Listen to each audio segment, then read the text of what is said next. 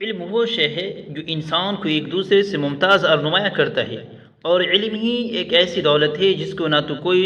چرا سکتا ہے اور نہ وہ خرچ کرنے سے ختم ہوتا ہے، اور نہ ہی تو اس کو تقسیم کیا جا سکتا ہے۔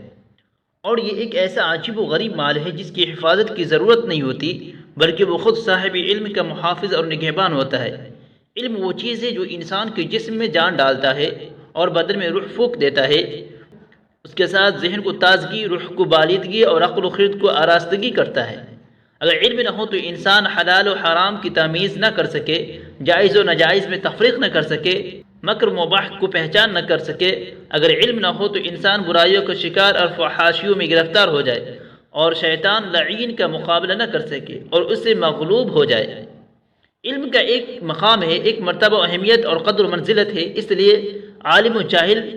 پڑھے لکھے اور ان پڑھ، جاننے والے اور انجانے کبھی نہ تو برابر ہو سکتے ہیں اور نہ ہی کسی زمانے میں ان کو برابر سمجھا گیا ہے۔ جیسا کہ ارشاد باری تعالیٰ ہے، اعوذ باللہ من الشیطان الرجیم هل يستوی الذین یعلمون والذین لا یعلمون،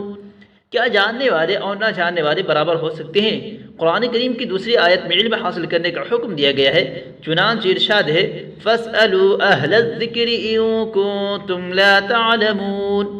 اگر تم نہیں جانتے تو اہل علم سے دریافت کرو اور پوچھو۔ لہذا ساری دنیا کے باشندوں کے لیے عموماً اور مسلمانوں کے لیے خصوصاً علم کا حاصل کرنا ضروری ہے۔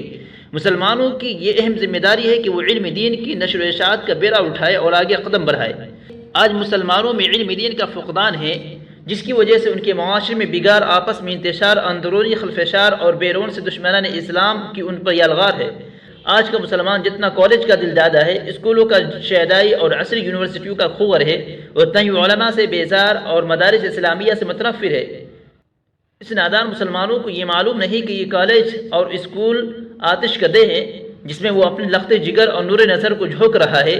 تاکہ وہ نہ تو خدا کو پہچان سکے اور نہ ہی رسول کو جان سکے، نہ اس کے ایمان و اخلاق درست ہو اور نہ ہی سیرت و کردار، بلکہ وہ دین اسلام کا منکر اور باغی بن جائے، اس کا ذہن الحاد و دہریت سے بھر جائے اور وہ اپنے اسلاف سے پائی ہوئی میراث کو گوا اور متاع حیات کو ضائع برباد کر دے۔ کان کھل کر سن لیجئے، میں اسکول کالج کی تعلیم کا مخالف ہرگز نہیں، بشرطے کہ وہ اللہ کے نام سے شروع کی جائے، کیونکہ قرآن کی پہلی ہی وحی میں کہہ دیا گیا، اقرأ پڑھو، ٹیکنالوجی پڑھو، بیالوجی پڑھو، سائیکولوجی پڑھو، انگریزی پڑھو، ہندی پڑھو، اردو پڑھو، فارسی پڑھو، سائنس پڑھو، غرض کہ کچھ بھی پڑھو، کوئی پابندی نہیں، لیکن بسم ربک الذی خلق سے آغاز کرو، اللہ کا نام لے کر پڑھو۔ یہ قرآن کا اعجاز ہے کہ اس نے صرف اقرأ کہہ کر بس کر دیا، جس میں قیامت تک کی ایجاد ہونے والے علوم داخل ہے اور سب کا سیکھنا جائز ہے، جبکہ اس کا رشتہ رب سے ہو، اور اگر کسی علم کا رشتہ اس میں رب سے کٹ جائے تو وہ ضلالت ہے۔